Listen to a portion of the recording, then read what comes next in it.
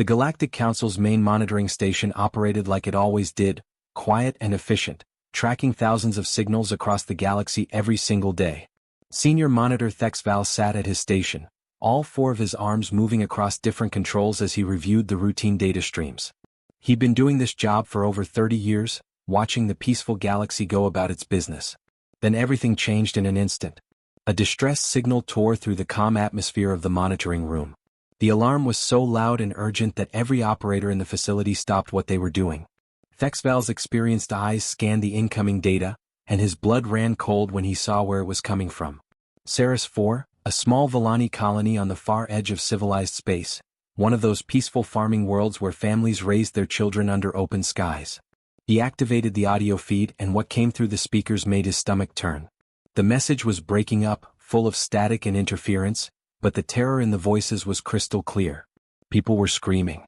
In the background, he could hear the distinctive sound of plasma weapons firing.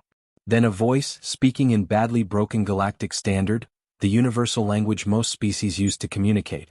Please, someone help us, raiders attacked. Kresh Dominion ships, they're burning everything, killing everyone, children are, please, we need. The voice belonged to someone who was clearly running, breathing hard, desperate. Anyone who can hear this. Ceres 4 colony, we're dying, please. The transmission cut off suddenly mid-sentence. Just silence. Thexval stared at his screen, his four hands frozen over the controls. He'd heard distress calls before, but something about this one hit differently. Maybe it was the raw fear in that voice. Maybe it was knowing that those people were being hunted down right now while he sat here in safety. He forced himself to move, pulling up all the tactical information he could access. Colony population, 3,200 Volani civilians. Military defense, none. The Volani were pacifists by nature, gentle plant farmers who'd never hurt anyone in their entire history. They didn't even have weapons on their world. And the Kresh Dominion? They were the complete opposite. Raiders, slavers, killers who'd been terrorizing the frontier for centuries. They attacked worlds that couldn't fight back, took what they wanted, and left destruction behind. Thexval checked the location of Council peacekeeping forces. His heart sank further. The nearest fleet was 3 full weeks away at maximum speed. The Volani didn't have 3 weeks. They probably didn't even have 3 hours. Within 10 minutes, the emergency session of the Galactic Council had been called. All the important leaders gathered in the main chamber, their holographic forms appearing from dozens of different worlds. Counselor Vren, a tall reptilian Thoraxian with scales that looked like armor, stood at the center podium. His face was grim as he addressed the assembly. Members of the council, we have a serious situation developing. Kresh raiding parties have attacked the Volani colony on Ceres 4. Our initial estimates suggest around 3,000 civilians are under direct assault. They're requesting immediate assistance. He paused, and everyone in the chamber knew what was coming next. Our response options are extremely limited. Counselor Pelaneus, whose species communicated in rapid clicking sounds that the translators converted into words, spoke up from her position. Her tone carried bitter frustration. Limited is a polite way of saying we have no options at all. Our peacekeeping fleet can't reach them in time. We'll document another tragedy, add it to the growing list of Kresh violations, and issue another strongly worded condemnation that they'll completely ignore. Other counselors began debating, arguing about protocols and proper procedures. They talked about diplomatic channels and appropriate responses. They discussed whether they had the authority to act without proper authorization. All very civilized, all very organized, all completely useless for the people dying right now on Ceres 4. Thexval wasn't paying attention to any of it anymore. Something on his console had caught his eye, something that didn't make sense. He zoomed in on the relay data, checking and rechecking what he was seeing.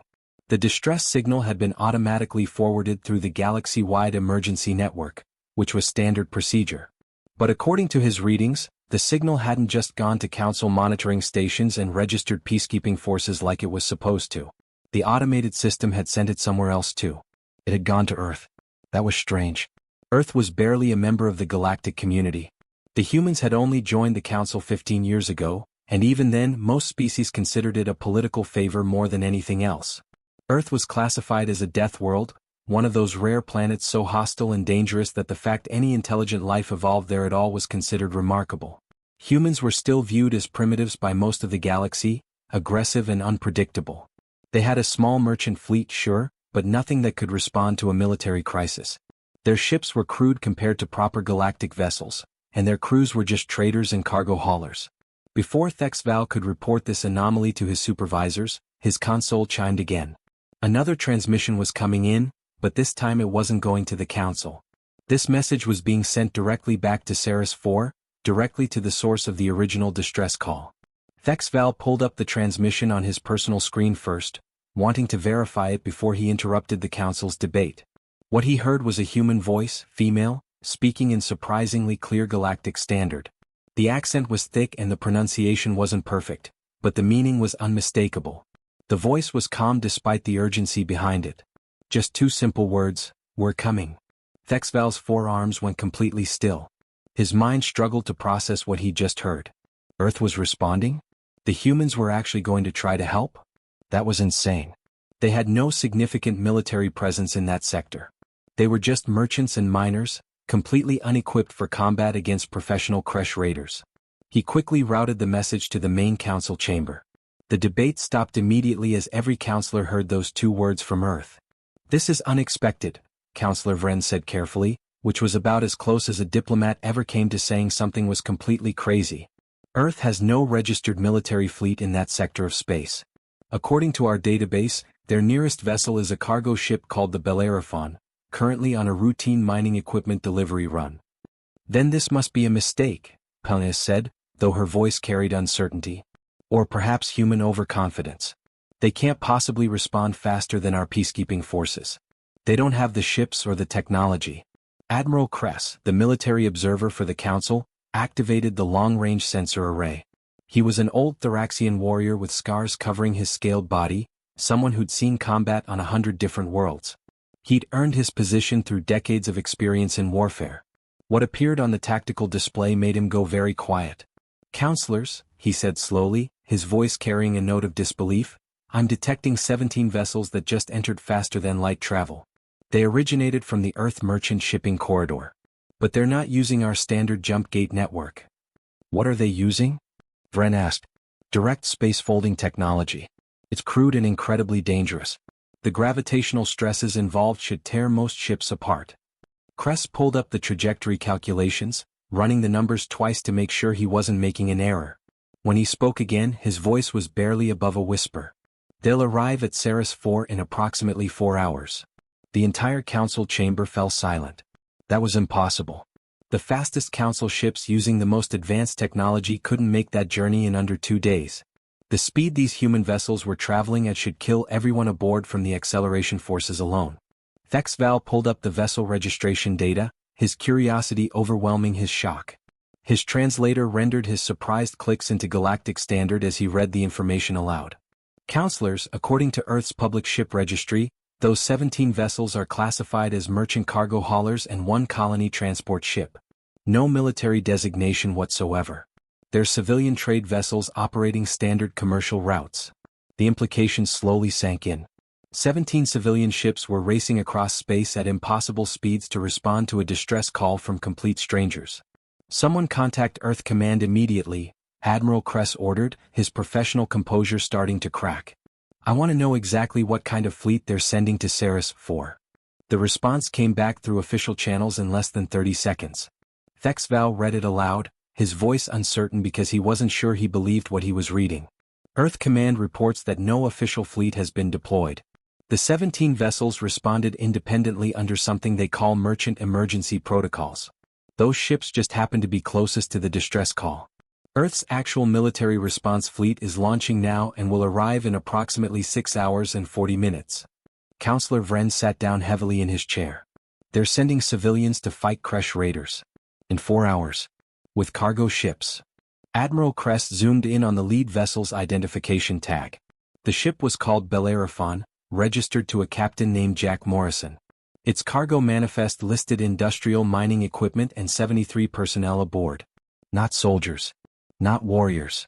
Just ordinary people doing ordinary jobs. "What are they thinking?" Pelnias whispered, speaking the question everyone was wondering. On the tactical display, 17 human vessels continued their impossible journey through folded space, pushing their ships and their crews to limits that should be fatal. The distress call from Ceres 4 had gone silent 4 minutes ago. The screaming had stopped, which probably meant the worst was happening right now.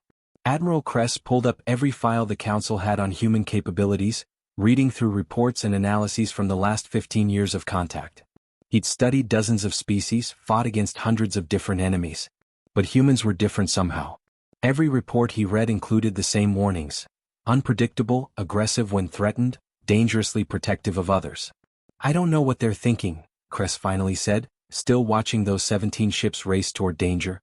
"But I know what they heard in that distress call. The same thing we all heard. Civilians begging for help while being killed. And they're responding like it actually matters to them," Thexval said quietly. "Like those Villani are their own people instead of complete strangers from a different species." The cargo bay of the Bellerophon looked nothing like it had 2 hours ago. Captain Jack Morrison had ordered all the mining equipment secured and pushed to the sides, creating a large open space in the middle. Now that space was filled with 73 people, all standing or sitting on equipment crates, all watching him with expressions that mixed fear and determination in equal measure. Jack knew every single person in this room. There was Rita Hayes, his chief engineer, who'd been working on merchant ships for 20 years and could fix anything with enough time and spare parts. Over there were the Chin family, parents and 2 kids, heading to a new colony world to start a farming operation. He saw the young researcher Tyler Grant, fresh out of university with a head full of knowledge about frontier security that he'd never expected to actually use. There were welders, electricians, computer technicians, cargo handlers, even a couple of teachers who'd been relocating to an outer rim school. Not a single soldier among them. Nobody trained for combat. Nobody who'd signed up for anything like what they were about to do. "I want to make something absolutely clear," Jack began, his voice carrying across the bay. "Every single person in this room volunteered. When I sent out the message asking who wanted to respond to that distress call, you all said yes. But you can still change your mind. Nobody will judge you. Nobody will think less of you. When we drop out of faster-than-light travel in about 2 hours, there will be Kresh raiders between us and those colonists.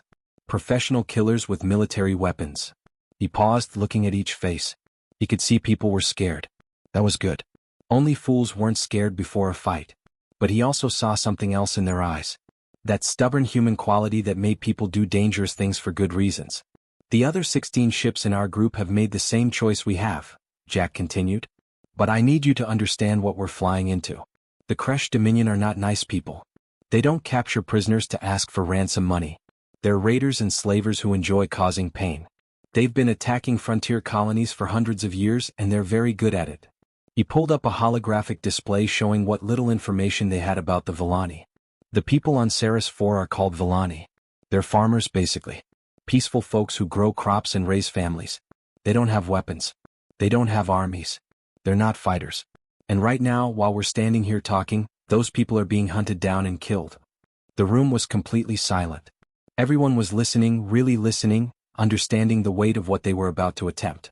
Rita Hayes stepped forward from her position near the engineering console. She was a short woman with gray hair and hands permanently stained with engine grease. "Captain, I need to tell you what we've been working on. Those industrial mining lasers we're transporting to Titan Station? The big ones meant for cutting through solid asteroid rock? We figured out how to mount them on the outside of the ship." Jack felt his eyebrows rise. "You want to use mining equipment as weapons? Why not?" Rita shrugged. "Those lasers pump out enough energy to slice through meters of solid rock. Ship hull plating might be tougher than rock in some ways, but when you're pushing several gigawatts of power through a focused beam, the difference doesn't matter much. We can cut through their ships like butter." Before Jack could respond, Tyler Grant raised his hand like he was still in a classroom. The kid was 25 years old, barely old enough to grow a decent beard, and he looked like he should be teaching kindergarten instead of heading into a battle. "Sir, if I can add something? I actually wrote my university thesis on Kresh raiding patterns and frontier security." "Go ahead," Jack said. Tyler stood up, clearly nervous about speaking in front of everyone but pushing through it. "The Kresh use hit-and-run tactics. They rely on being faster than their targets and having better weapons. But their ships are built for species that evolved on low-gravity worlds. That means their vessels are designed to be lightweight and quick, not heavily armored or structurally reinforced. And that matters because?" Jack prompted. "Because the Bellerophon weighs 40,000 tons when fully loaded," Tyler said, his voice getting more confident as he talked about his research. "Our hull is designed to survive impacts from space debris moving at a significant fraction of light speed. We're built like a tank compared to their ships. We're basically a flying brick that happens to have engines attached. Tyler pulled up some calculations on his personal data pad, showing them to the room. If we can get close enough to them, we don't need to be faster or more maneuverable. We just need to ram them. Our ship will survive the impact. Theirs won't. Jack felt a strange smile cross his face. It was a grim expression, not happy but satisfied. Leave it to humans to figure out how to turn a cargo hauler into a weapon just by using it exactly as built. Rita, give me our structural integrity status. Can we actually take that kind of punishment? Rita pulled up the engineering specifications on the main display. Our hull is rated for 8G acceleration burns while carrying full cargo load. That's the official rating. Unofficially, I know this ship. I've maintained her for 6 years.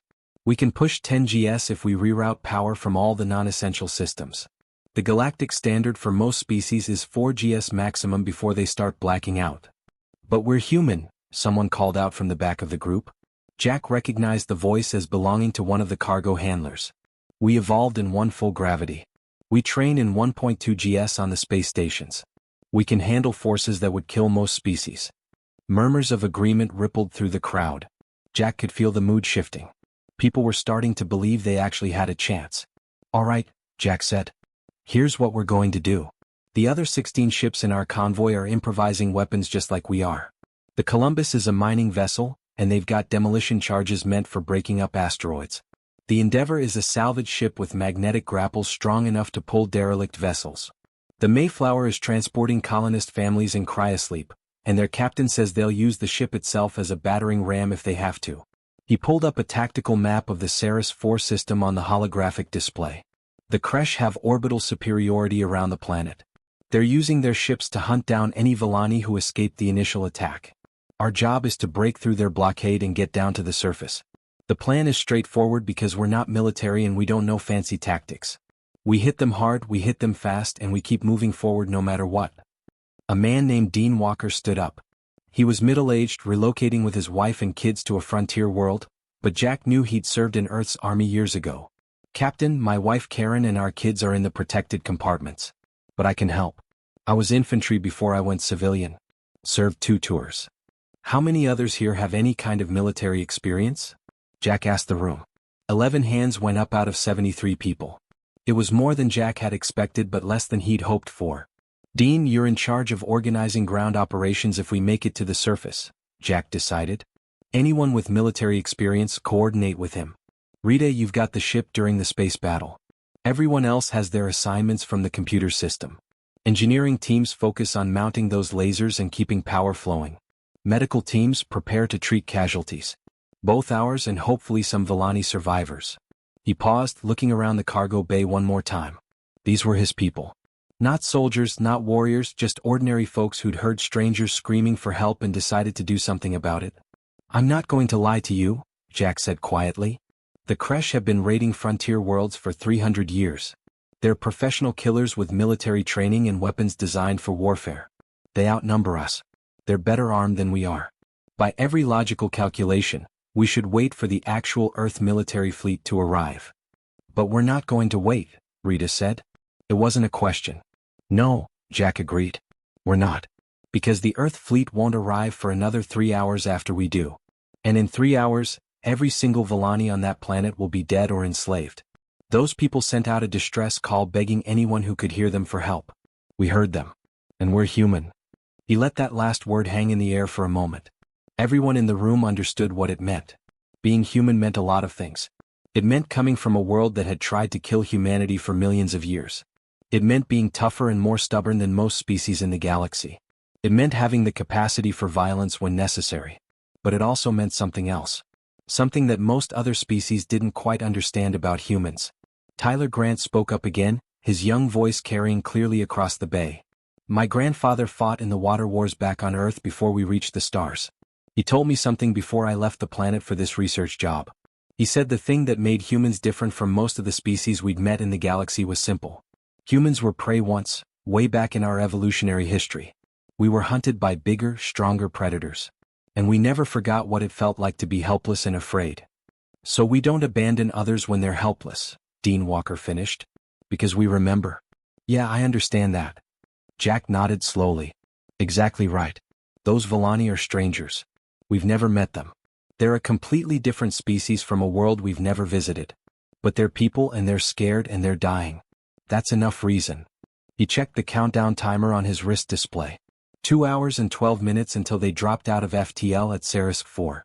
2 hours to finish their preparations. 2 hours before 73 civilians in a cargo ship tried to fight professional raiders. Get to your stations, Jack ordered. Put on your environmental suits and add whatever armor plating you can improvise. If we survive the space battle, we're going down to the planet's surface. Those Volani need help and we're going to give it to them. The crew dispersed to their various tasks, moving with purpose despite their fear. Jack watched them go, feeling proud and terrified in equal measure. Then he headed for the bridge where Rita was already coordinating with the other 16 ships. The communication channels were chaotic but determined. Captain Lisa Chin from the mining ship Columbus was explaining how they'd rigged their demolition charges for external launch, basically turning their cargo bay into a giant missile system. Captain Tom Bradley from the salvage hauler Endeavour reported that their magnetic grapples were rated for 50-ton pulling force, strong enough to drag crushed ships out of formation. The colony transport Mayflower was waking up anyone in cryosleep who had engineering or combat experience, leaving the civilians frozen where they'd be safer. Jack listened to ordinary people talking about turning their civilian vessels into weapons, and he felt something like hope. All ships, this is Bellerophon, Jack broadcast on their shared frequency. We drop out of FTL in just over 2 hours. When we arrive, we'll be in weapons range immediately. The Kresh won't expect civilian cargo haulers to attack them. That's our advantage. Use the surprise, hit them with everything we've got, and remember what we're fighting for. We're not trying to win a war. We're buying time to save civilians. Bellerophon, this is Columbus, Lisa Chen's voice came back. Understood, Captain.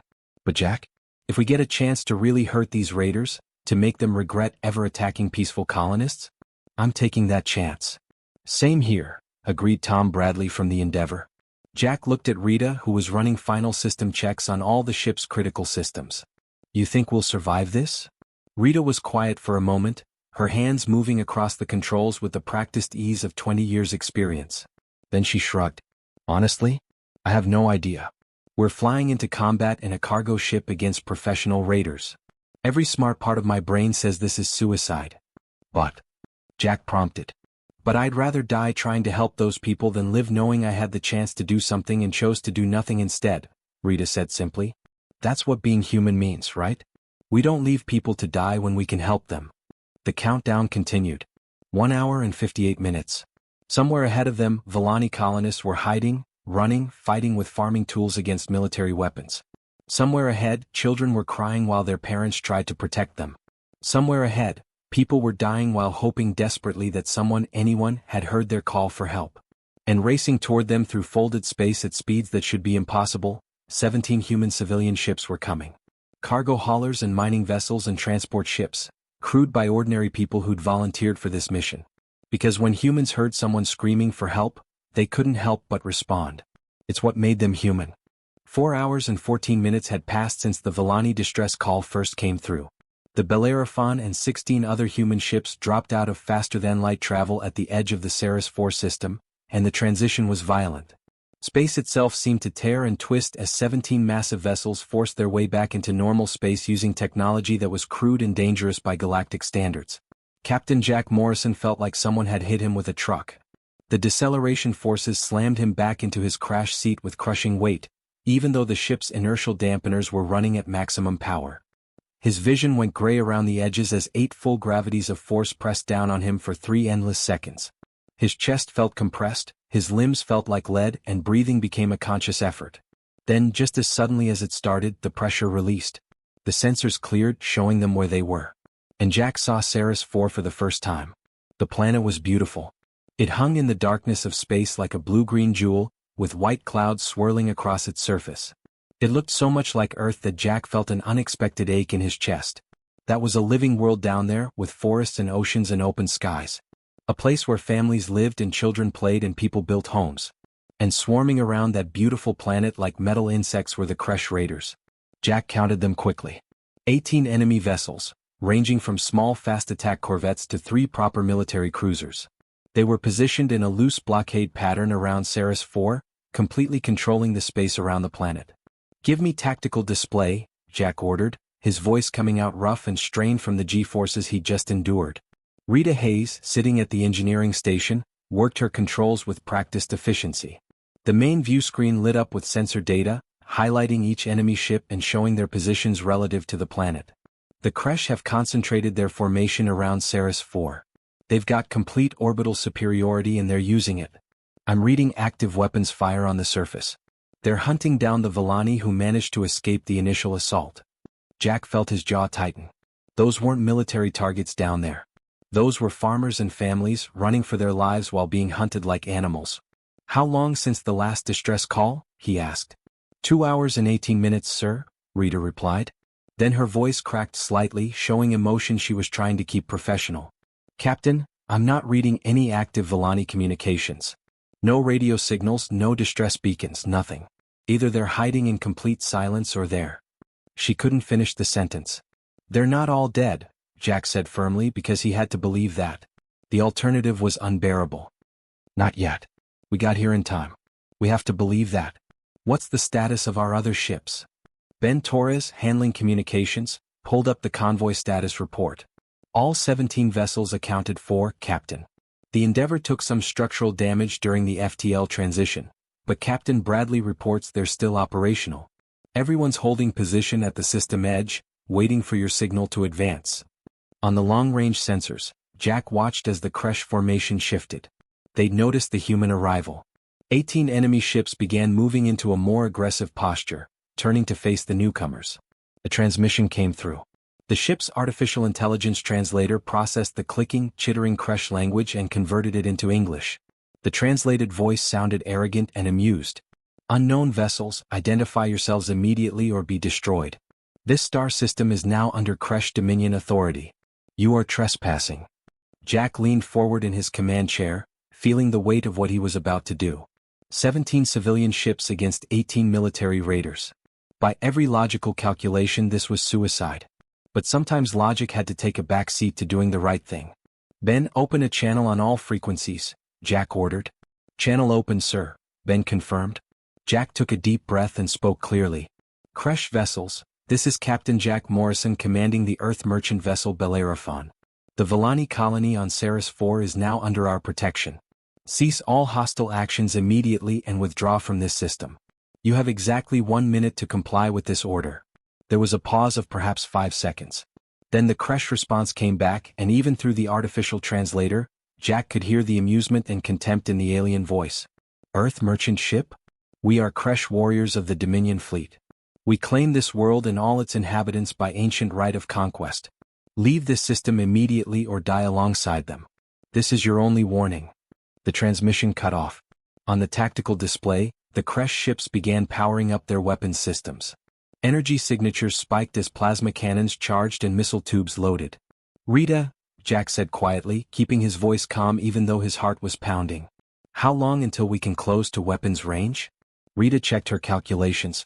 "At maximum combat burn, accelerating at 10 gs? 12 minutes to reach effective range for our mining lasers." 12 minutes, Jack repeated. He activated the convoy-wide communications channel. "All ships, this is Bellerophon. You heard their response. They're not leaving. We're going in. Formation Delta 3. Spread out and make them divide their attention between multiple targets. Remember, we're not built for fancy dogfighting. We're built to take punishment and keep moving forward. So let's show these raiders what human engineering looks like." The 17 human ships began their acceleration toward Ceres 4. They didn't form any kind of elegant military formation because none of the captains had military training. Instead, they spread out in a wide arc, spacing themselves far enough apart that the Kresh would have to split their fire to hit all of them. The Kresh opened fire at maximum range.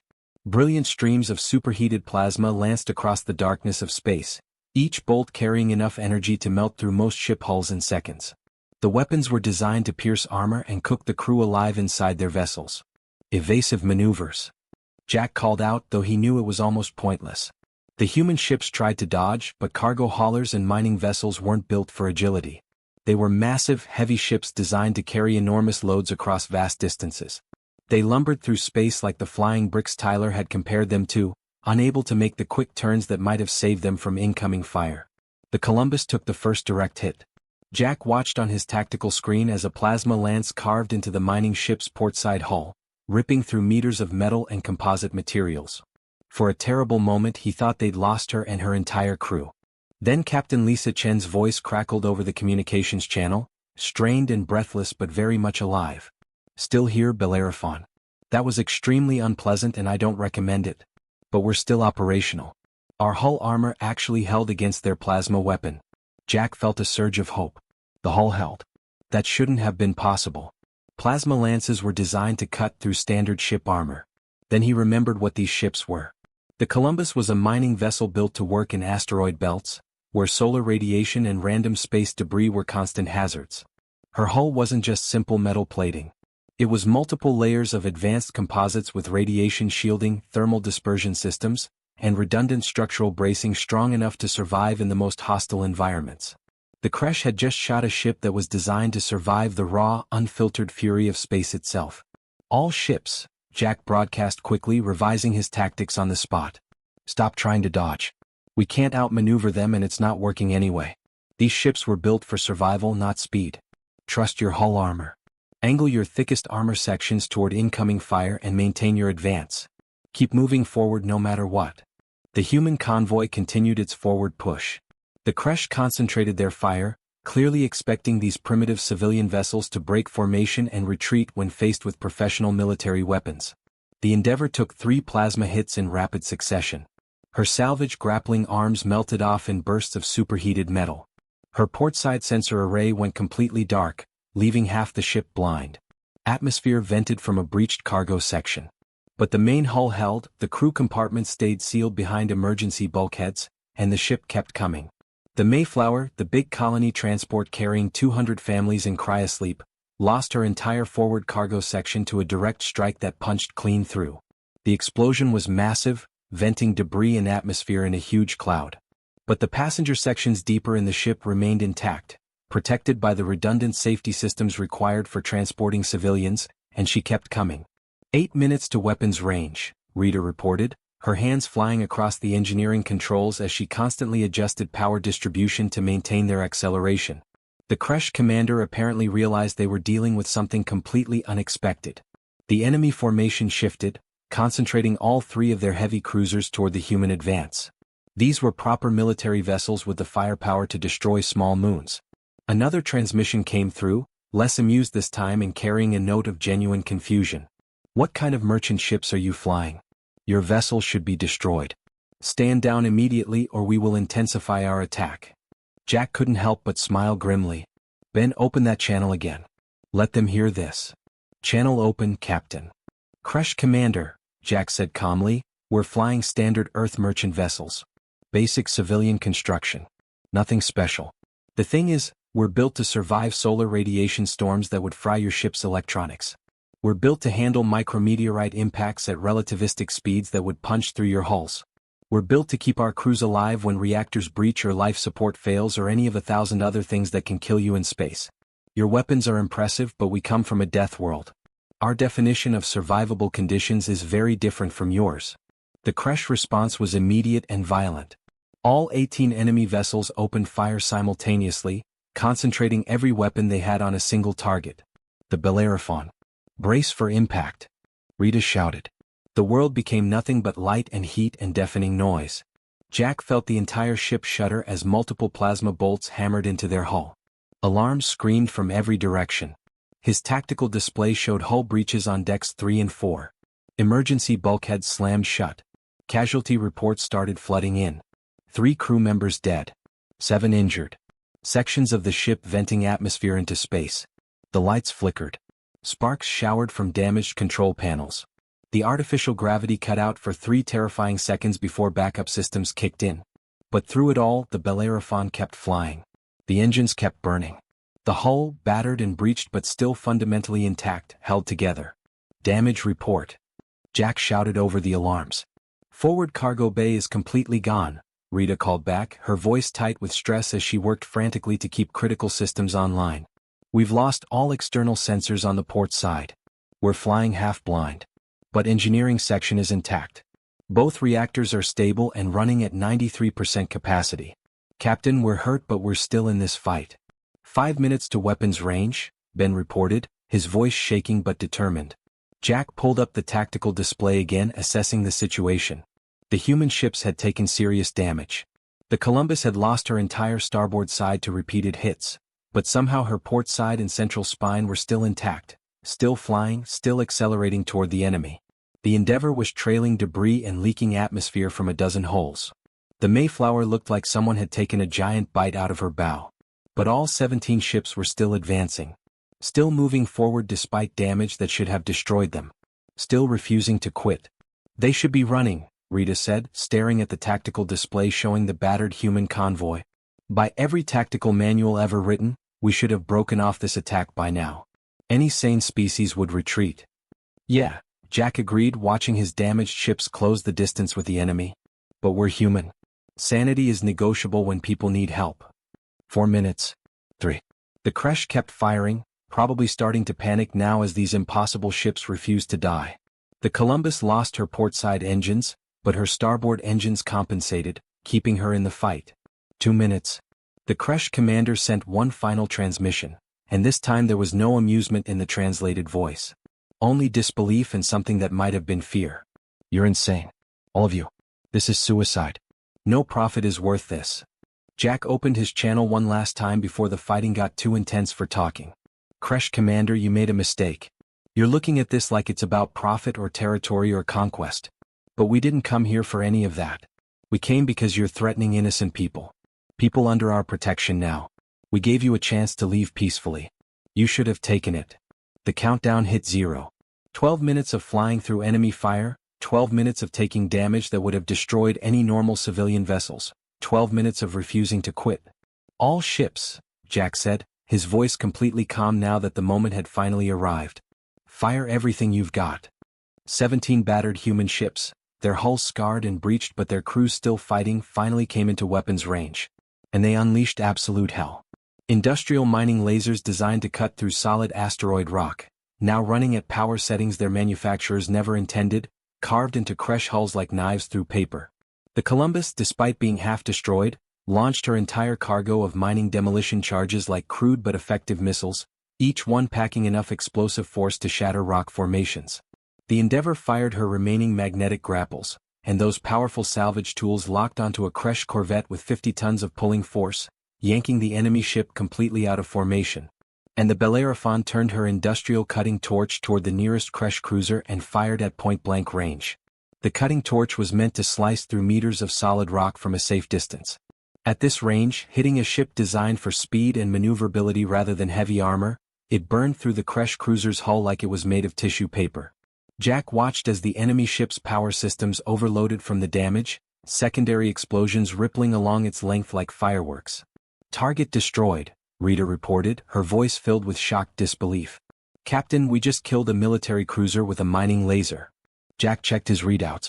17 minutes since we dropped out of FTL. 3 Kresh ships disabled or destroyed. And we're just getting started. All ships, continue firing. Break their formation. Show them what happens when you attack people under human protection. The battle for Ceres 4 had truly begun. And the Kresh Dominion was learning a hard lesson that the Galactic Council had suspected but never confirmed. Humans weren't dangerous because they were strong or fast or had superior technology. Humans were dangerous because they absolutely refused to stop. They refused to quit even when they should. They refused to abandon people who needed help, even complete strangers from another species. Especially then. 4 hours and 47 minutes had passed since the Villani colonists sent their desperate call for help.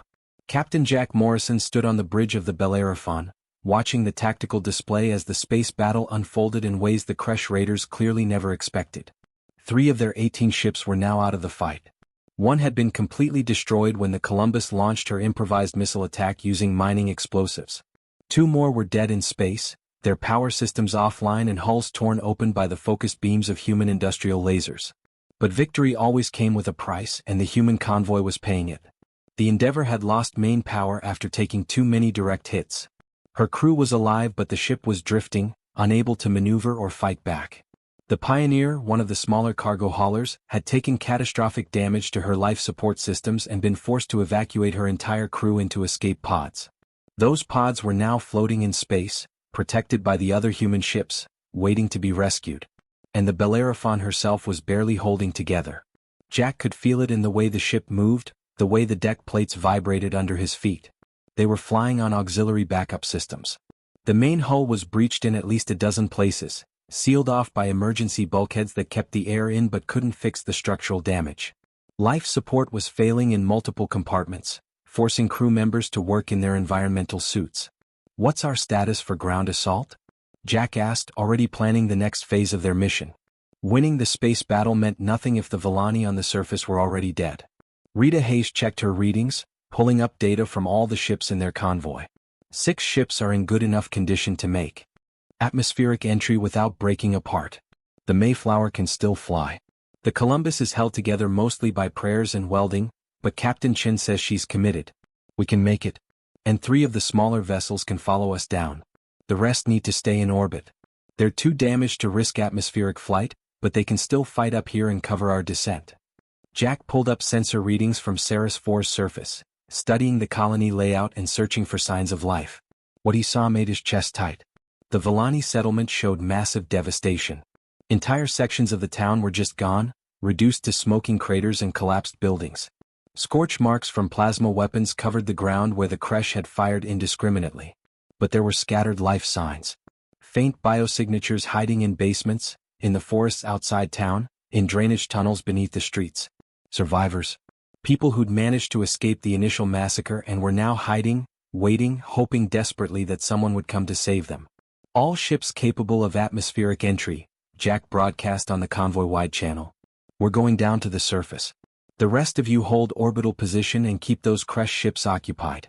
Don't let any of them follow us down. If they get through to the surface, they'll hunt down the survivors while we're trying to land." "Bellerophon, this is Columbus." Lisa Chen's voice came through the speakers. She sounded exhausted and strained but absolutely determined. "My ship is a flying disaster. We've got hull breaches everywhere and half our systems are offline. But we've got one more flight in her. We're with you, Captain. Let's go save some people." Jack initiated the atmospheric entry sequence, feeling the ship respond sluggishly to his commands. The Bellerophon had never been designed for atmospheric flight. She was a space-based cargo hauler, meant to travel between orbital stations and asteroid mining operations. But she had maneuvering thrusters and a hull strong enough to survive re-entry heating, so she could technically fly in atmosphere. It just wasn't going to be graceful. The ship shuddered violently as they hit the upper atmosphere of Ceres 4. Friction heated the hull until the exterior temperature gauges went red. The cargo hauler bucked and fought against gravity like a massive stone trying desperately not to fall. Warning alarms blared from multiple systems as the atmospheric flight pushed every component beyond its normal operating parameters. Through the forward viewports, Jack could see the planet's surface getting closer. And he could see the fires. Dozens of them scattered across the Villani settlement. Some were building fires where structures had collapsed and burned. Others were forest fires where plasma weapons had ignited the vegetation. The whole colony looked like a war zone, which it was. "I'm reading multiple Kresh landing parties on the surface," Ben Torres called out from his communication station, analyzing the sensor data as it came in. "They've concentrated their ground forces around the main settlement area. My estimate is approximately 200 Kresh warriors down there, hunting for survivors." "And how many people are we bringing to face them?" Jack asked, though he already knew the answer wouldn't be good. 43 humans total across all 6 landing ships," Rita said quietly. "And most of us aren't soldiers, Jack.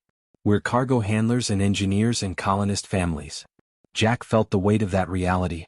200 professional Kresh raiders, experienced warriors who'd been conducting these kinds of attacks for decades, against 43 human civilians with improvised weapons and no real combat training. By any reasonable calculation, this was suicide. "Then we'll have to be good enough anyway," Jack said simply, because what other choice did they have? Those Villani survivors were counting on them. The Bellerophon's atmospheric entry was less of a controlled landing and more of a barely controlled crash. Jack aimed for an open area on the eastern edge of the colony, a flat section of ground that looked relatively clear of debris. He fired all the remaining maneuvering thrusters at maximum power, trying to slow their descent. The ship's nose came up slightly, the hull groaning under the stress. Then they hit the ground. The impact was brutal. Jack felt himself thrown forward against his restraint harness hard enough to knock the breath from his lungs. The entire ship bounced once, twice, then slid forward with a horrible screeching sound as metal scraped across rock and dirt. Something exploded in the aft section with a boom that he felt through the deck plates. Sparks rained from overhead panels. The lights flickered and went out, replaced by dim emergency lighting. Then finally they stopped moving. The ship was down. They were on Ceres 4. Everyone alive? Jack called out, releasing his harness and checking on his bridge crew. Groans and affirmative responses came back from around the bridge. Rita was already at her station, running diagnostics despite a nasty cut on her forehead that was bleeding freely. Ben was shaken but functional, checking communication systems. Jack activated the ship-wide intercom. All crew status report. Sound off by sections. One by one the reports came in. They had injuries, lots of them. Several people had broken bones from the impact. Many more had cuts and bruises. But miraculously, everyone had survived the landing. The crash seats and restraint systems had done their jobs. Engineering section secure. 2 injured but mobile. Medical bay reporting. For patients, all stable. Cargo bay teams ready. We're suiting up now. Jack pulled himself out of his seat and headed for the main cargo bay, or what was left of it. The forward section had been destroyed in the space battle, but the aft cargo area was still accessible. That's where his crew would be gathering, preparing for what came next. The cargo bay was organized chaos. People were pulling on environmental suits, checking weapons that were mostly industrial tools repurposed for combat, organizing into small groups. Dean Walker, the former infantry soldier, was moving between groups and giving basic instructions on tactics and movement. Jack looked at what they'd assembled as weapons. Plasma cutters meant for salvage work. Rivet guns that fired metal spikes designed to punch through ship hulls. Power tools modified to be more dangerous. A few people had actual firearms, mostly personal sidearms and hunting rifles that colonists carried for protection in frontier space. It was a far cry from proper military equipment. Dean approached Jack, carrying his own rifle. "Captain, I've organized everyone with military experience into 3 squads. It's not much, but we can move tactically and provide covering fire. The rest of the crew, the civilians without training, I've paired them with someone who knows combat basics." "Good work, Dean," Jack said. He pulled up a tactical map on his wrist computer, showing the colony layout based on their sensor scans. The Villani are scattered everywhere. Some made it to the central administration building and barricaded themselves inside. Others are hiding in the residential sectors. The Kresh are hunting them down methodically, going building to building. "So how do we handle this?" Dean asked. "We're outnumbered almost 5 to 1. The Kresh are professional raiders with military weapons and training. We're cargo haulers with power tools." Jack studied the map, thinking through their limited options. Every tactical calculation said they should wait for the actual Earth military fleet to arrive. Admiral Hayes and her warships would be here in less than 2 hours with trained Marines and proper combat equipment. But 2 hours might as well be 2 years for the Villani being hunted right now. Every minute they waited meant more civilians dying. "We don't play it safe," Jack decided. "We can't outshoot them and we can't outmaneuver them. So we do what humans do best. We hit them hard and fast. We make them react to us instead of hunting Villani." "Tyler, you studied Kresh tactics. What are their weaknesses?" Tyler Grant, the young researcher, pulled up his notes on a datapad with shaking hands. "The Kresh evolved on a 0.6 gravity world. They're fast and agile, excellent ambush predators. But they're not built for endurance fighting or taking heavy impacts. They rely on superior weapons and hit-and-run tactics. They're not used to prey that fights back effectively. And we're from a 1G world," Rita added, understanding where Jack was going with this. "We're built heavier, stronger, more durable. We can take more punishment than they can." "Exactly," Jack said. "So here's the plan. We push straight into their positions. No fancy tactics, no trying to outsmart them. We just advance. When they shoot us, we keep coming. When they try to fall back, we chase them. We make them understand they're not fighting helpless victims. They're fighting humans who won't stop." He looked around at his crew, seeing the fear in their faces but also seeing the determination. These were ordinary people who'd volunteered for something extraordinary. "I won't order anyone to do this," Jack said honestly. "This isn't part of your job contracts. If anyone wants to stay with the ship where it's safer, nobody will think less of you. This is dangerous and some of us probably won't make it back." Nobody moved toward the ship. Instead, people checked their improvised weapons and adjusted their environmental suits. Dean Walker chambered a round in his rifle with a decisive click. "With all due respect, Captain, stop giving us outs and let's go save those people." We didn't fly 4 hours through enemy fire just to sit on the sidelines now. Murmurs of agreement rippled through the gathered crew. Jack felt a surge of pride and fear in equal measure. These were his people. Merchants and miners and ordinary folks who'd become something more when circumstances demanded it. "All right then," Jack said, pulling his own plasma cutter from his equipment harness. "Let's show these Kresh raiders what happens when they threaten people under human protection. Move out." The 43 humans from 6 damaged ships moved out into Ceres 4's higher gravity. The planet pulled at them with 1.4 times Earth's gravity, which would have been exhausting for most species. The Kresh, coming from their lighter homeworld, moved through it like they were constantly fighting uphill, their movements slightly sluggish and energy-intensive. But humans had evolved in one full gravity and trained in even higher artificial gravity on space stations. They barely noticed the difference. If anything, they moved better here than the Kresh did. The first contact came at the colony's eastern edge, near a cluster of collapsed buildings. A Kresh warrior spotted them and froze for a moment, clearly not expecting to see armed humans. The creature was tall and insectoid, with a chitinous exoskeleton and multiple limbs that allowed it to move with disturbing speed. It raised a plasma rifle. Dean Walker shot it twice in rapid succession before it could fire. The Kresh warrior dropped. "Contact," someone shouted. Multiple hostiles, bearing 270. More Kresh warriors appeared from the ruins, moving with that predatory grace their species was known for. They fired their weapons and plasma bolts lit up the air. 3 humans went down in the first exchange of fire. Jack saw them fall and felt his heart clench, but there was no time to stop, no time to check if they were alive or dead. The survivors kept advancing, kept firing back with their improvised weapons. A Kresh warrior shot Lisa Chen from the Columbus at close range. The plasma bolt hit her center mass, burning through the outer layer of her environmental suit. She staggered and went down hard. The Kresh moved forward to confirm the kill as their tactics dictated. Then Lisa stood back up. Her suit was scorched black where the plasma had hit. The ballistic plating underneath had partially melted from the heat. But the suit's automatic medical systems had already injected her with combat drugs to manage the pain and shock. Emergency sealant foam had closed the breach in her suit. And the redundant life support systems had compensated for the damage. She raised her industrial plasma cutter, the kind used to slice through derelict ship hulls during salvage operations, and fired back at point-blank range. The Kresh warrior made a sound that the suit's translator couldn't properly convert, something between shock and fear. It had never encountered prey that got back up after being shot. The raider tried to retreat, stumbling backward in the higher gravity. "They're not used to this," Tyler observed breathlessly, firing his rivet gun at another Kresh. The metal spike punched through the warrior's exoskeleton with devastating effect. "They're ambush hunters. They expect their targets to die or run. We're doing neither."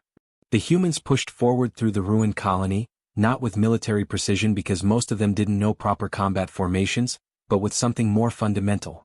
The simple, unstoppable advance of people who decided that someone needed help and nothing short of death itself would prevent them from helping. The Kresh warriors, professional raiders with centuries of experience terrorizing frontier worlds, began to falter. These weren't warriors they were fighting, not by any traditional definition. But they also weren't victims. They were something the Kresh had never truly encountered before. Civilians who fought like the galaxy itself depended on it, who refused to quit even when wounded, who kept coming forward no matter what. Jack's wrist computer chimed with an incoming transmission. He ducked behind cover to check it and felt relief flood through him when he saw who was calling. "Bellerophon, this is Admiral Patricia Hayes commanding the Earth Defense Force destroyer Washington. We've just arrived in system with 40 warships. Sorry we're late. Looks like you started the party without us." Jack couldn't help but laugh even in the middle of a firefight. "Admiral, your timing is perfect. We've got Kresh ground forces in the colony and we're currently engaging them. Could definitely use some backup." "Already on it, Captain. We're deploying marine drop pods as we speak. They'll be on the ground in 4 minutes. Admiral Hayes paused. "I have to say, Morrison, we've been monitoring your fight since we entered the system. 17 civilian vessels against a Kresh raiding fleet? That's either the bravest or the stupidest thing I've ever witnessed." "Probably both, Admiral," Jack admitted, firing his plasma cutter at a Kresh warrior trying to flank their position. But the Villani needed help immediately. Someone had to respond. "Well, you held off an entire raiding fleet for over 40 minutes using nothing but mining equipment and sheer stubbornness. That's definitely going in the history books." The Admiral's voice turned cold and professional. All Kresh vessels in orbit have been given one chance to surrender. They're refusing. Permission to engage with extreme prejudice? Jack thought about the Villani colonists he'd seen hiding in that administration building, terrified families huddled together. He thought about his crew members who died getting here. He thought about the Kresh commander's arrogant dismissal when Jack had warned them to leave. Permission granted, Admiral. Make them understand they picked the wrong species to antagonize. With absolute pleasure. Washington out. In orbit high above Ceres, 440 Earth Defense Force warships engaged the remaining Kresh raiders. These weren't improvised civilian vessels fighting with industrial tools. These were proper military ships designed by a species that had survived 10,000 years of brutal warfare on a death world, whose understanding of acceptable combat casualties made even hardened galactic warriors uncomfortable. The engagement wasn't a battle. It was a demonstration of overwhelming force. The Earth fleet didn't bother with elegant maneuvers or proportional responses. They used devastating firepower delivered with brutal efficiency. Railguns launching projectiles at significant fractions of light speed. Missile salvos carrying enough explosive power to level cities. Energy weapons that made the Kresh plasma lances look like children's toys by comparison. Jack watched on his wrist display as 15 Kresh vessels attempted to flee the system. Only 2 made it far enough to activate their faster-than-light drives before being disabled by precisely targeted shots that destroyed their engines while leaving the crew compartments intact. On the ground, the Kresh warriors who'd been methodically hunting Villani civilians suddenly found themselves trapped between advancing human marines in full-powered combat armor and the civilian crews who'd arrived first and refused to quit. A transmission came through on the general frequency. The Kresh commander was surrendering. Jack lowered his plasma cutter and took a deep breath. Around him his crew did the same. They were exhausted, wounded, their improvised armor scorched and damaged. Several crew members were being treated for injuries by the medical teams. They'd taken casualties. The cost had been real. But behind them, slowly emerging from hiding places throughout the colony, were Villani colonists. Alive. Terrified and traumatized, yes, but alive. Families reuniting, children crying with relief, elderly Villani who'd thought they'd die today seeing the sun still shining. A Villani elder approached slowly, speaking in halting, heavily accented galactic standard. The translator rendered it clearly enough. You came. We sent our call thinking no one would hear in time. But you came. What? We are strangers to you. Your ships are destroyed. Your people died for us. I do not understand why you would do this. Jack pulled off his helmet so the elderly Villani could see his face. See that he was just a human. Just a cargo ship captain who'd heard someone calling for help. We came because you needed us, Jack said simply. That's what humans do. We help people who need it. The Villani elder stared at him with large, dark eyes that reflected confusion and gratitude. We will remember this. Every Villani will remember what humans did this day. And Jack knew that, somehow, everything they'd risked and lost had been worth it. Because those Villani children would grow up. Those families would rebuild. Life would continue on Ceres, because 43 civilians had decided that saving strangers mattered more than their own safety. That was what being human meant. 2 weeks had passed since the battle at Ceres 4, and the Galactic Council chamber had never felt so tense. The massive circular room, built to accommodate representatives from hundreds of different species, was packed with delegates who'd traveled from across the galaxy for this emergency session. The air recycling systems worked overtime, managing the different atmospheric requirements of dozens of alien species, but nothing could manage the tension that hung in the room like a physical presence. Counselor Vren stood at the central podium, his reptilian features deliberately neutral as he addressed the assembled representatives. His scaled face showed no emotion, which was a political skill he'd perfected over decades of service. The emergency session had been called for one specific purpose: to discuss what every official document was now carefully calling the Ceres 4 incident. The facts of what occurred are not in dispute, Vren began, his voice amplified throughout the chamber. 17 human civilian vessels responded to a distress call from Villani colonists on the frontier world of Ceres 4. These vessels, none of which were military craft, engaged a Kresh raiding fleet in direct combat. This action was taken in direct violation of multiple council protocols regarding civilian involvement in military actions. He paused, letting his words settle over the assembly. The silence was heavy. The subsequent arrival of Earth Defense Force warships resulted in the destruction or capture of 23 Kresh vessels. 472 Kresh personnel were either killed or captured. The human forces suffered 63 casualties, 41 wounded and 22 killed. The Villani colony, which would have been completely destroyed, suffered approximately 800 casualties but retained over 7,000 survivors. Vren looked around the chamber, meeting the eyes of various delegates. The question now before this council is simple but critical. What do we do about humanity? Ambassador Robert Cole sat in the human delegation section. His posture relaxed despite every eye in the chamber turning toward him. He was a career diplomat who'd spent 30 years representing Earth's interests across a dozen different worlds and in countless negotiations with alien species. He'd dealt with angry council members before, navigated complex political situations, and managed diplomatic crises. But he'd never quite seen anything like this. The hostility directed at him was almost physical. He could feel it in the way the other delegates looked at his section, in the way conversations stopped when he entered a room, in the way his messages to other ambassadors went unanswered. Councillor Pelanes rose from her seat, her insectoid body clicking and chittering as she moved. The translator system rendered her species' communication into sharp, accusatory galactic standard. The humans acted completely unilaterally, without seeking or receiving council authorization. They engaged in military action that resulted in massive casualties. This behavior cannot and will not be tolerated by this body.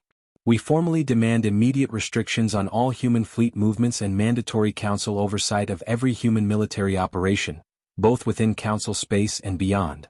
Seconded, came multiple voices from around the chamber, creating an echo effect that emphasized the unified opposition. Thirded, added another delegate. Robert remained seated, watching the political theater unfold exactly as he'd anticipated. The council was scared, which made them angry, which made them want to establish control over something they didn't understand. Additional delegates rose to speak during the formal debate period.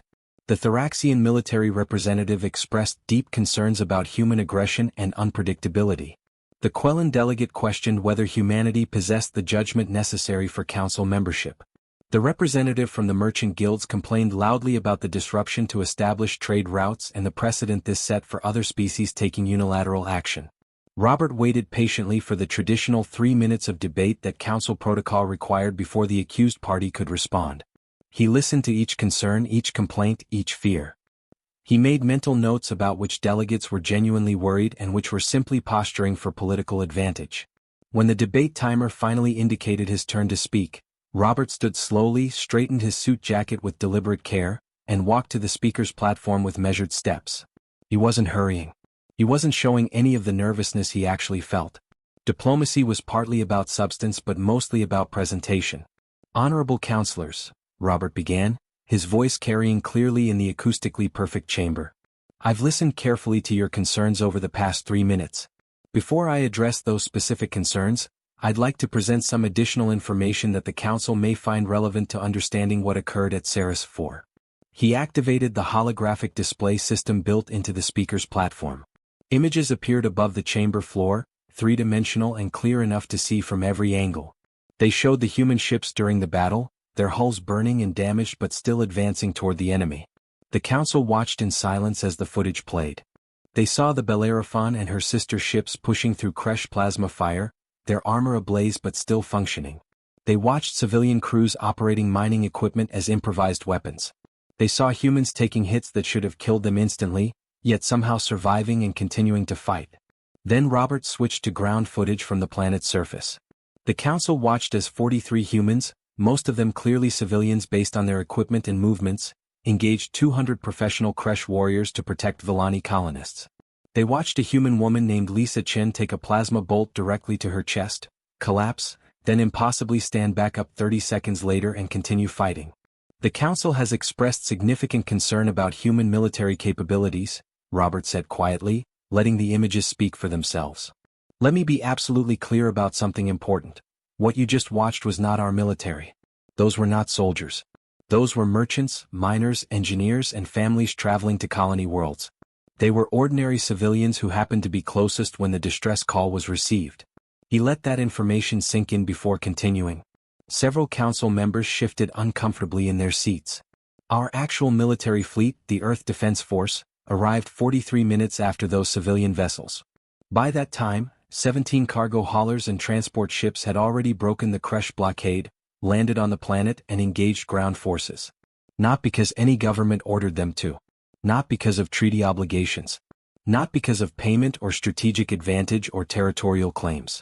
Robert looked around the chamber, making deliberate eye contact with various council members. They responded because they heard people screaming for help. That's the entire reason. That's the complete explanation. They heard strangers calling for help and decided that mattered more than their own safety. Councillor Vren spoke carefully, choosing his words with diplomatic precision. Ambassador Cole, the council appreciates the humanitarian motivation behind the human response. No one here disputes that your people's intentions were noble. However, the fact remains that civilian involvement in military actions violates multiple council regulations that were established for very good reasons. We cannot allow individual species to simply ignore galactic law whenever they feel emotionally moved to do so.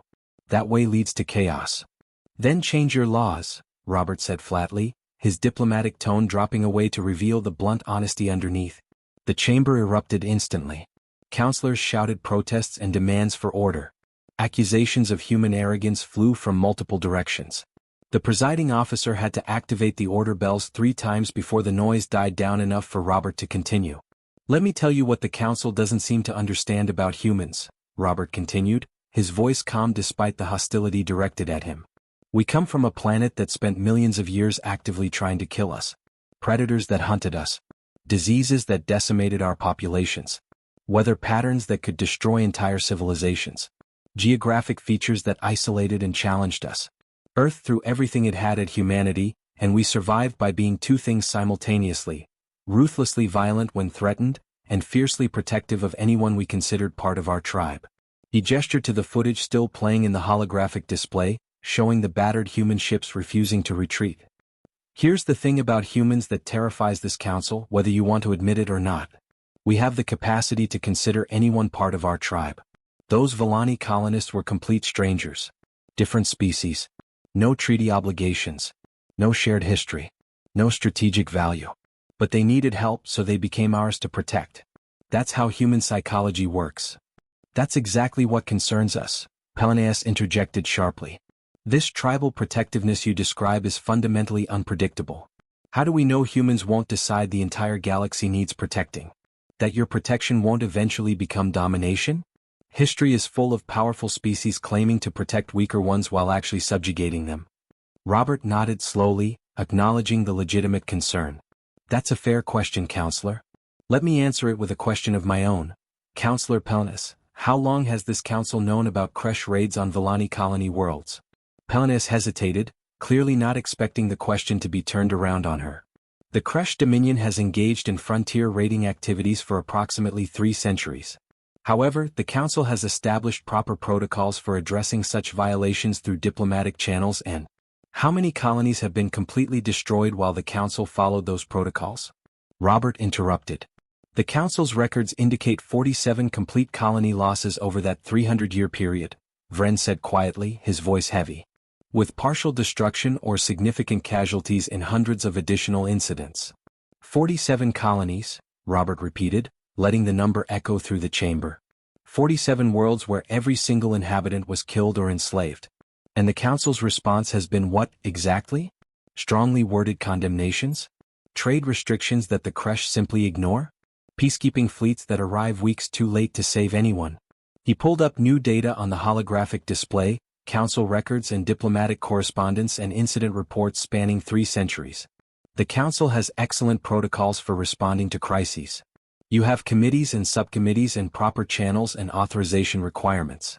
You have proportional response doctrines and rules of engagement and casualty minimization guidelines. You have bureaucratic structures and diplomatic procedures and everything organized perfectly. Robert paused, looking directly at Vren. You have everything except the will to actually stop the people doing the killing. You have perfect protocols for documenting tragedies after they happen. What you don't have is the ability to prevent them in the first place. You're describing vigilantism, Pelaneus said, her translator rendering her agitation clearly. You're describing chaos and the end of galactic order. If every species simply responds to problems with military force whenever they feel it's justified, the Council becomes meaningless. I'm describing responsibility, Robert countered firmly. The Council has had 300 years to stop the Kresh raids.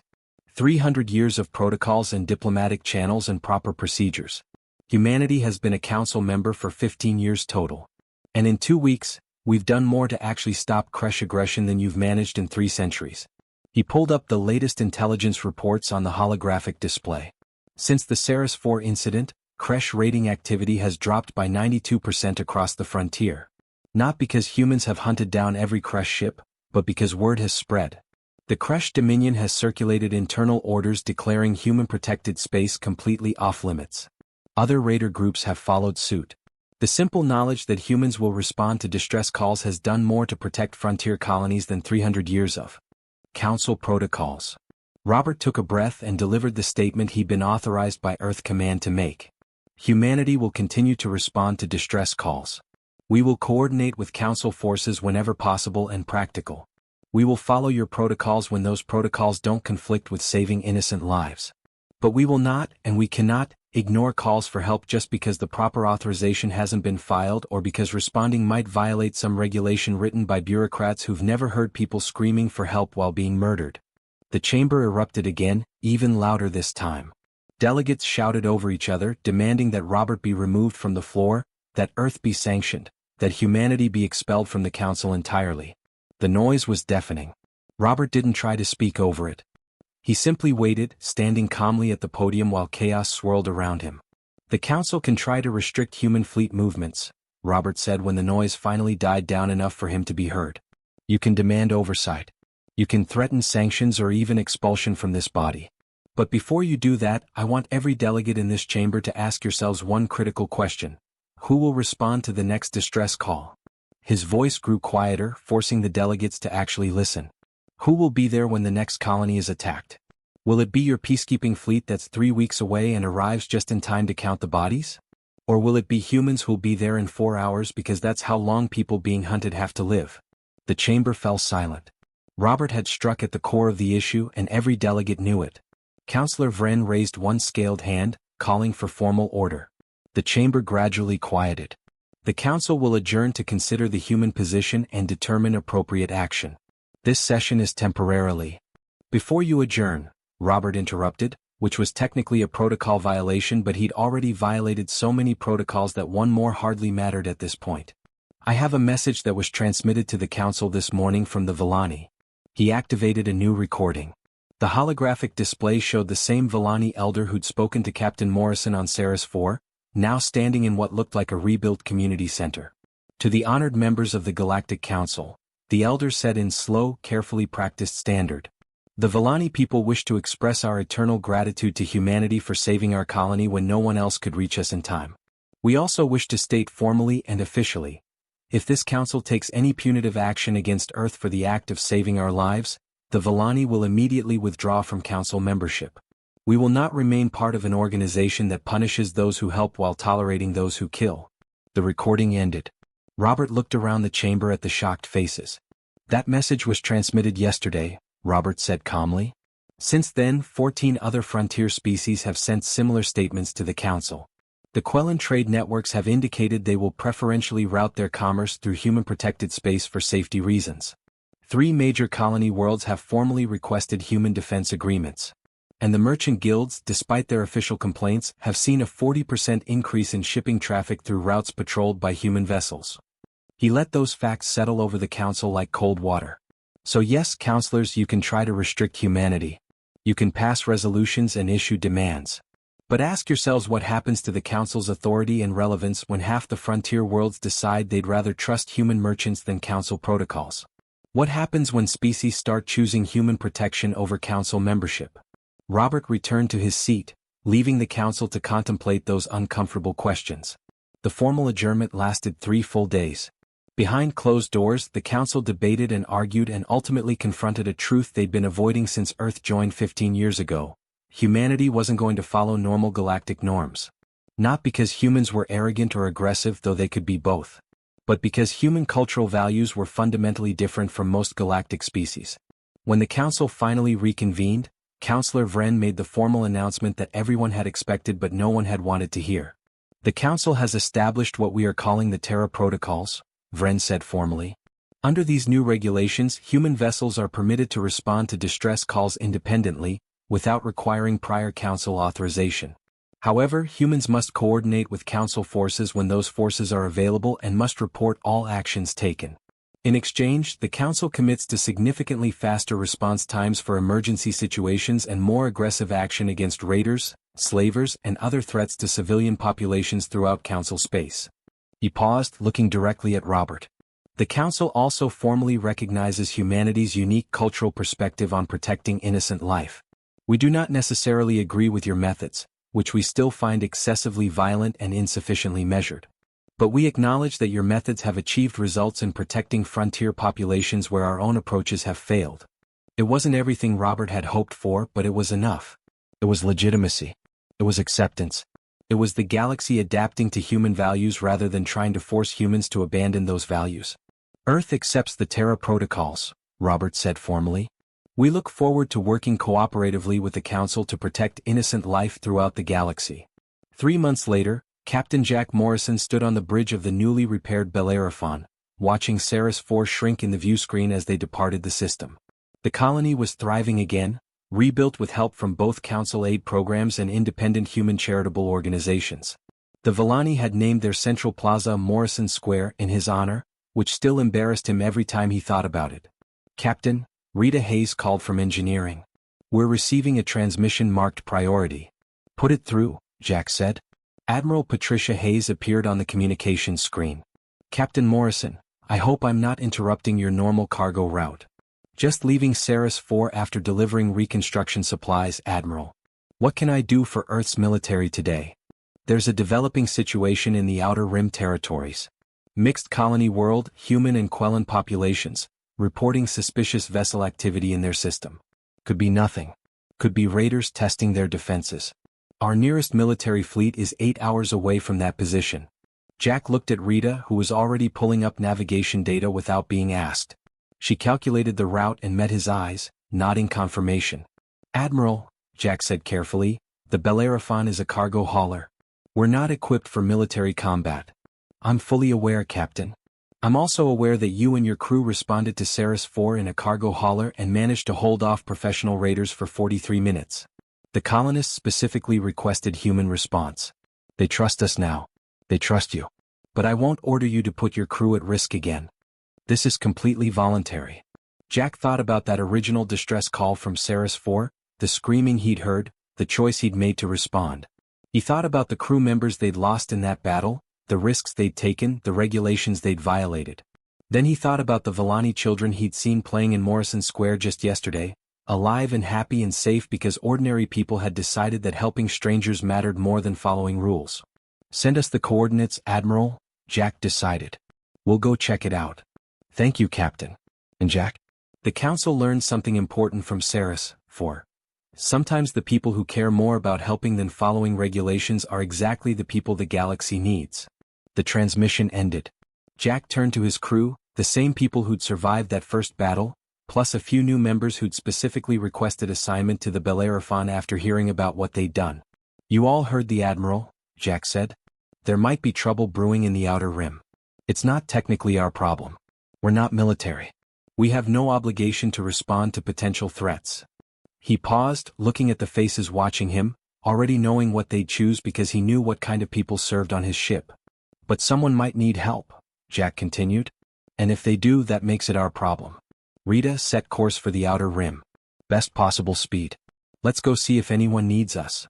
Aye, Captain, Rita said, already plotting the FTL jump. Estimated arrival, 4 hours 20 minutes. As the Bellerophon entered faster than light travel, racing toward potential danger to help strangers who might be in trouble, Jack reflected on what humanity had taught the galaxy in just a few short months. The Council had rules for everything. Protocols for every situation. Proper channels for every crisis. They had perfect order and structure and careful deliberation about every action. Humans had something much simpler but infinitely more powerful. The absolute, stubborn, completely unreasonable refusal to ignore a call for help. The galaxy was slowly learning to deal with that reality. Some species still viewed humanity with deep suspicion, worried about this aggressive newcomer who ignored established protocols and solved problems with overwhelming force. But the frontier worlds, those vulnerable colonies and outposts on the edge of civilized space, they were learning something completely different. They were learning that if they sent a distress call into the void, humans would answer. Not in 3 weeks after proper authorization. Not after careful committee consideration of all strategic factors. Not after diplomatic channels had been properly exhausted. Just soon. As fast as physically possible. With whatever resources they had available. Ready to fight, ready to die if necessary, but absolutely determined to help anyone who needed it. The Kresh Dominion had learned this lesson the hard way at Ceres 4. Piracy and raiding in human-patrolled space had dropped to almost zero. Not because humans had systematically hunted down every threat, but because word had spread faster than any human ship could travel. Don't attack anything humans might care about. And humans apparently care about everyone. Jack Morrison had never intended to become a symbol of humanity's new role in galactic affairs. He just heard people screaming and decided someone had to do something about it. But as the Bellerophon hurtled through folded space toward another potential crisis, he understood what the Council was slowly, reluctantly accepting. Humanity's greatest strength wasn't their advanced technology or their military power or even their Deathworld-forged durability. It was their complete inability to hear someone in trouble and choose to do nothing. The galaxy would adapt to this reality. Or the galaxy would learn to stop creating situations where innocent people desperately needed help in the first place. Either way, things were going to get significantly better for a lot of vulnerable people throughout the frontier. And if that meant humans had to break some ancient regulations, ignore some established protocols, and terrify some comfortable bureaucrats along the way? Well, that was just the price of actually giving a damn about strangers. The Bellerophon flew onward toward the outer rim, carrying a crew of ordinary people ready to do extraordinary things for one simple reason. Someone, somewhere, might need help. And when humans heard that call, they couldn't help but answer. Because that's what being human meant. Retry Claude can make mistakes. Please double-check responses.